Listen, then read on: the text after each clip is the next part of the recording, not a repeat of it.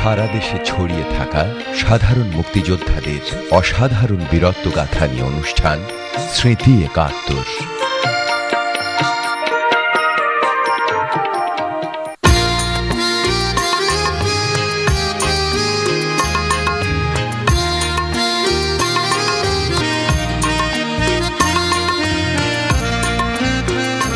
বাংলার হাজার বছরের ইতিহাসের গৌরবময় অধ্যায় ১৯৭১-এর মহান মুক্তিযুদ্ধ।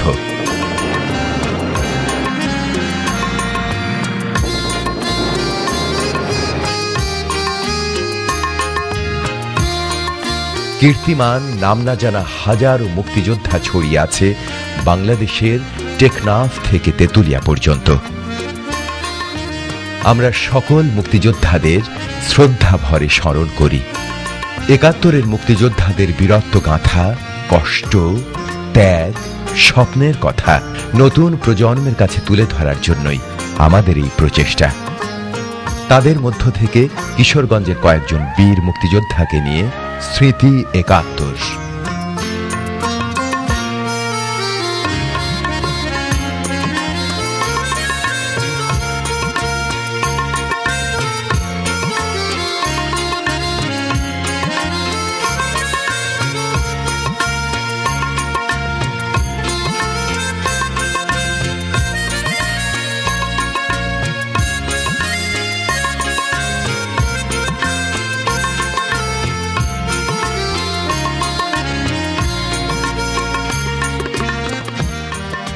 মুক্তিযোদ্ধা শাহিদুর রহমান চৌধুরী, পুরানো রোড, কিশোরগঞ্জ।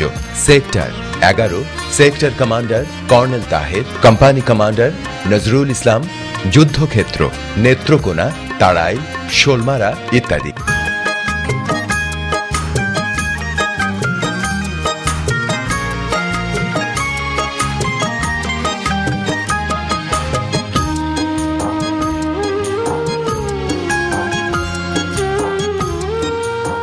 কিশোরগঞ্জ জেলার তাড়াইল থানার ধলা গ্রামের ছেলে শাহিদুর রহমান চৌধুরী ১৯৪৮ সালে বরিশাল বিএম কলেজ থেকে ইন্টারমিডিয়েট পাশ করেন এবং ১৯৫০ সালে পাকিস্তান এয়ার ফোর্সে যোগ দেন।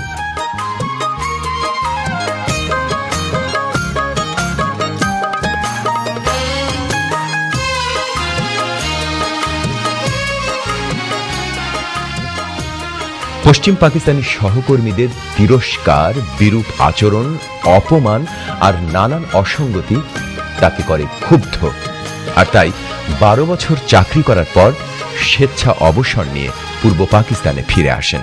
তারা পাঞ্জাবি, ওয়েস্ট পাকিস্তানি, আমরা ইস্ট পাকিস্তানি, এই একটা ভাব যেন আস্তে আস্তে গ্রো করতে লাগলো আমাদের মনে।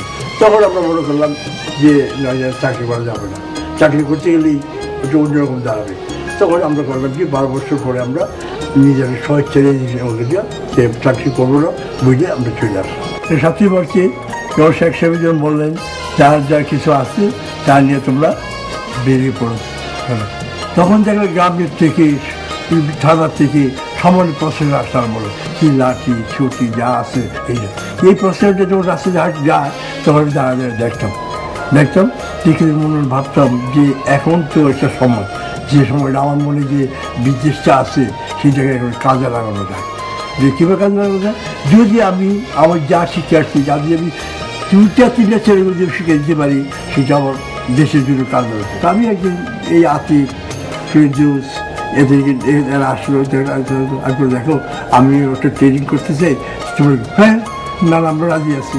তখন তারা করি আমরা তোমরা ৪-৫ জন একটা ৬-৭ জন একটা গ্রুপ করো। সেই গ্রুপটাকে আমি ট্রেনিং দিই, ট্রেনিং দেওয়ার পরে তোমরা হবে ইনস্ট্রাক্টর হিসেবে, তোমরা ৬ জনের ৬টা ফ্লাইট চালাতে পারবে।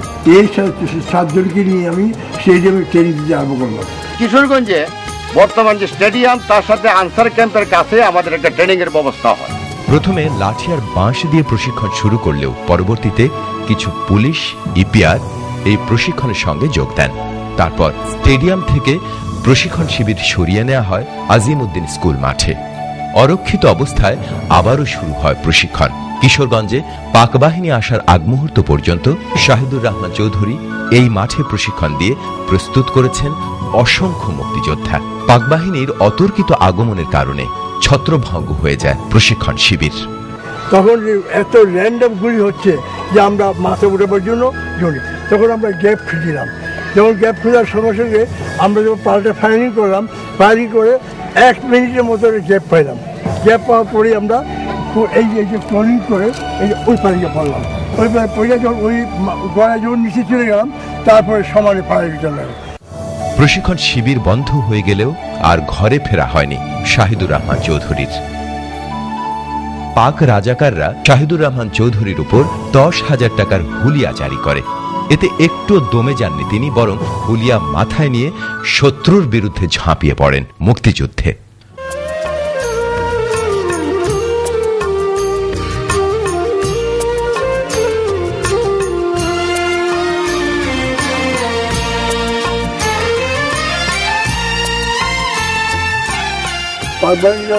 আমাদের এখানে মুক্তিযুদ্ধের ক্যাম্প আছে, তখন তারা করলো কি একসঙ্গে তারা আমাদের গ্রামে এবং বাড়িতে আক্রমণ করলো। আক্রমণ করার পরে আমরা যে গ্রামের লোক বাড়ির লোক তারা সবেই এই মাঠে সবাই নামে আসলো এবং মাঠটা লুকালীন হয়ে গেল। আমরা দেখলাম যে এদের সাথে ভারী অস্ত্র, কাজে আমরা এদের সাথে অস্ত্র পারবো না, তাই আমরাও এই লোকের সঙ্গে মিলে বড়ি নদী পেছনে রেখে যুদ্ধ করা যাবে না, তাই আমরা ওদের সঙ্গে মিশে ক্যামোফ্লেজ করে আস্তে আস্তে ওদের সঙ্গে চলে নদীর পার চলে গেলাম। এই সময় আবার গোলাগুলি আরম্ভ হয়। সেই সময় সিদ্দিক এবং রাজ্জাক দুইজন বলে, সিদ্দিক ধরা পড়ে, রাজ্জাক সেখানে মারা যায়। সিদ্দিককে ধরে তারা কিশোর নিয়ে যায়। তারপর আমরা নদী পাড়ি ওইখানে চলে গেলাম। চলে গেলে আমাদের এই গ্রাম বাড়ি দিকে চাই দেখি তা আগুন জ্বলতেছে। পাক বাহিনীরা আইসা চালাল থেকে এইদিকে আইসা এইদিকে গেছে নামছে, আমরা দৌড়ি বাড়ি থেকে মারছে, গুলি করছে, দুইজনে বাঁধছে। এই এখানে মুক্তিযোদ্ধারা এদের দেখে তো মারিয়ে পারলো। একটা বিরাট একটা ঘর ছিল, এই ঘরটাই আমরা মুক্তিযোদ্ধাদের ক্যাম্প হিসেবে ব্যবহার করতাম। ব্যবহার করার পরে যখন ওরা জানতে পারলো পাক বাহিনী, তারা এসে এটাকে আবার আক্রমণ করলো। আক্রমণ করার পরে তারা আমরা টিকতে না পেরে তারপরে যখন চলে যাই, তখন তারা এই ঘরটা জ্বালালো আর ভিতরে ঘর জ্বালাইয়া তারা চলে যেতে গেল। আমাদের ভিতরে একটা ধান রাখার ঘর ছিল, সেই ঘরের মধ্যে আমাদের অস্ত্র এক্সপ্লোসিভ সব আমরা এখানে রেখে দিয়েছি, কিন্তু সেইগুলো না তার পায় নেই। আবার আমরা সেই অস্ত্র নিয়েই আমরা বাস্ট করে তাদের গায়ের করি।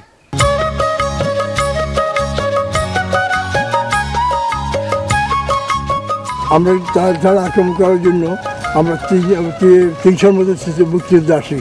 ওই ব্রিজে ওই পারে 150, এই পারে 80-150 আসে। আমরা পজিশন নিয়ে আমরা চালার উপরে আমরা গুলি করি। যখন এইভাবে আমরা পজিশন নিয়ে বসার পরে গোলাগুলি চলতে লাগলো। আর চলার পরে আমরা এমনি করে পজিশন নিলাম, পজিশন নিয়ে আমাদের গোলাগুলি চলতে লাগলো, কিন্তু আমরা মাথা উঁচু করতে পারছি না। এই গোলাগুলির মধ্যে আমরা 1.5 দিন আমাদের কোনো খাবার চলছে না, গোলাগুলি চলতে হঠাৎ এই দিক থেকে এক মহিলা খাবার নিয়ে এসে আমাদের প্রত্যেকে পরিবেশন করতে লাগলো। যারা শেষ পর্যন্ত সব করলো, কিন্তু গোলাগুলি চলতেই লাগলো। গোলাগুলি তার ভিতরে সে আমাদের খাবার দিয়ে চলে গেল। যুদ্ধ চলাকালীন সময়ে অভুক্ত মুক্তিযোদ্ধাদের খাবার বিতরণকারী মাতৃময়ী নাম পরিচয়হীন সেই মহিলার কথা আজও মনে পড়ে শাহিদুর রহমান চৌধুরীর। কিন্তু যুদ্ধ পরবর্তীতে আর কোথাও খুঁজে পাননি সেই মহিষী নারীকে, জানাতে পারেননি আন্তরিক কৃতজ্ঞতা।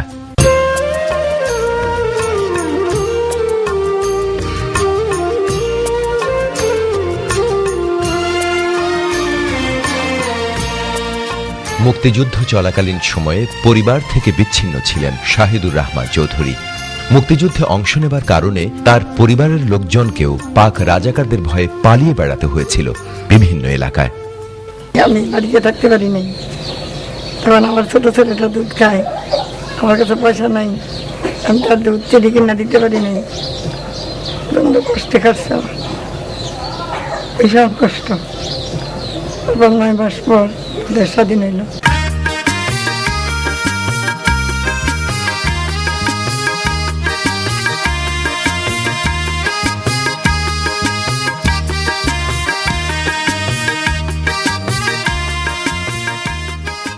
যুদ্ধের কিছুদিন পরে তৎকালীন প্রেসিডেন্ট সুরেন্দ্র সাহেব এই বাড়িতে আসে। এই বলতে আসার পরে এখানে তাকে রিসেপশন দেওয়া হলো। দেওয়া হওয়ার পরে উনি যখন জানলেন যে আমি একজন মুক্তিযোদ্ধা, তখন উনি আমাকে স্নেহ বাবা উনি আমাকে বুকে জড়ায় ধরলেন। জড়ায় ধরে আমাকে জিজ্ঞাসা করলেন যে আপনি কী চান? আমি বললাম আমি কিছুই চাই না, আমি যা পাইছি এটা আমার জন্য যথেষ্ট। মুক্তিযোদ্ধা Abdul Kuddus Mir, Nilganj, Kishoreganj, sector 11, sector commander colonel Taher, company commander Hannan, প্রশিক্ষণ কেন্দ্র তুরা, ভারত, যুদ্ধক্ষেত্র তাড়াইল, সাচনা, ইটনা, নীলগঞ্জ ইত্যাদি।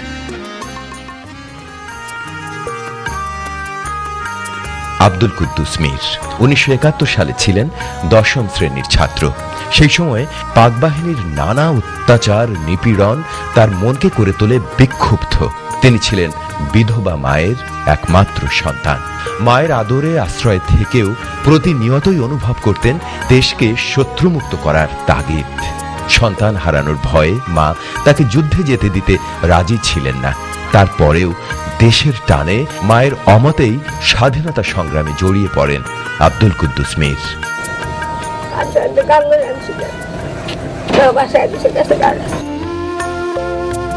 জীবন জীবিকার তাগিদে শত ব্যস্ততা, সামাজিক অস্থিরতা, রাজনৈতিক নানা জটিলতার কারণে শুধু স্মৃতিতেই ঠাঁই নিয়েছিল আব্দুল কুদ্দুসের 71-এর বীরত্বগাথা, সুখ, দুঃখ, হাসি আর আনন্দ।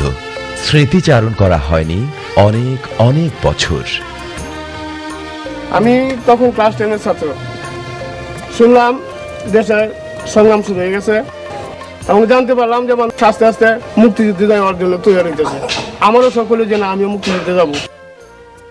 তখন আমার মাকে বললাম যে আমার মুক্তিযুদ্ধে যাইতে আমার মা রাজি না। আমার মা বললো তুমি আমার একমাত্র সন্তান, তুমি যদি মুক্তিযুদ্ধে যাও আর মারা যাও আমারও কে দেখবো। আমি খাওয়া দাওয়া করলাম করে আমি যে কাপড়গুলি পরিয়া যাইতাম ওইগুলি অন্য করে রেখে আসলাম যাতে মা না দেখে। আচ্ছা, তখন খাওয়া দাওয়া করে ওই করে গিয়ে আমার কাপড় চোপড় লাগাইলাম।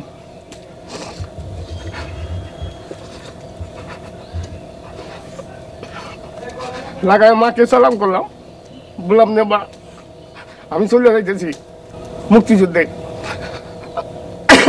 আমাকে শেষবারের মতো দেখো, যদি ফিরে আসি তাহলে দেখবা, আর যদি ফিরে না আসি আমার শেষ দেখা।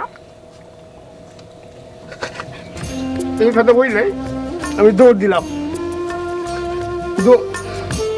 নৌকা আমার ঘাটে লাগানো ছিল, নদীর ঘাটে লাগানো, দৌড়ে নৌকা থেকে উঠলাম।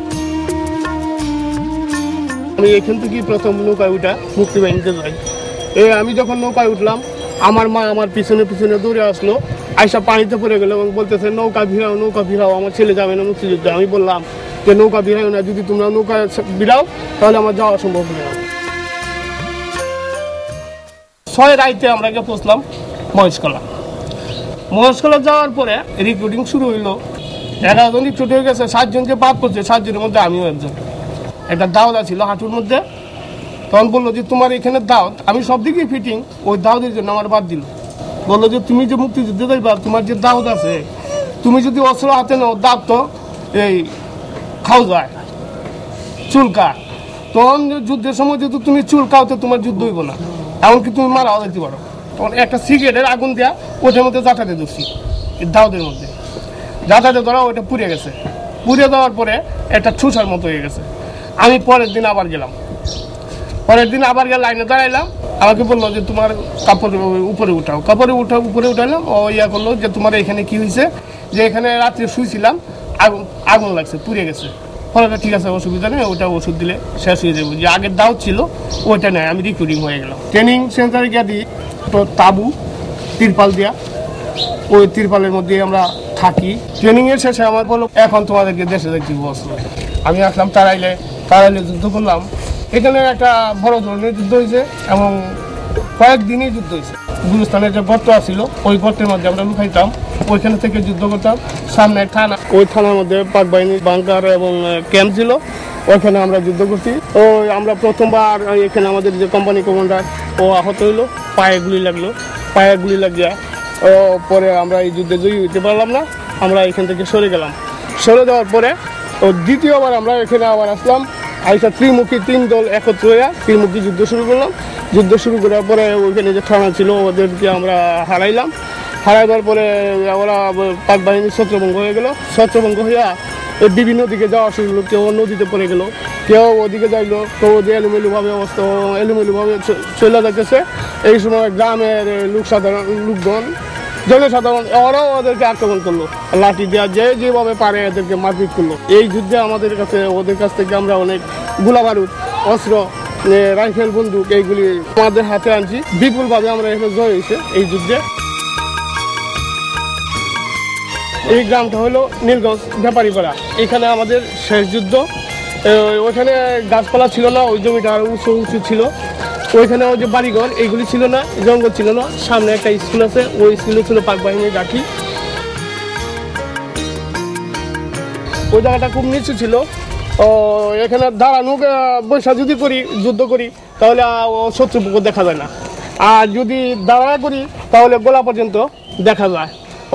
তখন আমরা ওইখানে একটা সারিবদ্ধভাবে কলা গাছ ছিল, ওই কলা গাছের